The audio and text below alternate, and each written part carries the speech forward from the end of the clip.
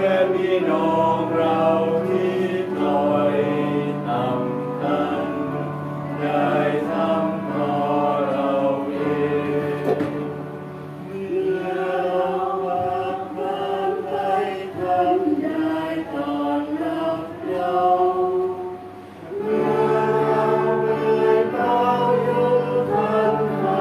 ผู้สร้างเราเชิญท่านมาเข้าพบในบารมีพระของเราทุกสิ่งที่ท่านได้ทำแก่พี่น้อง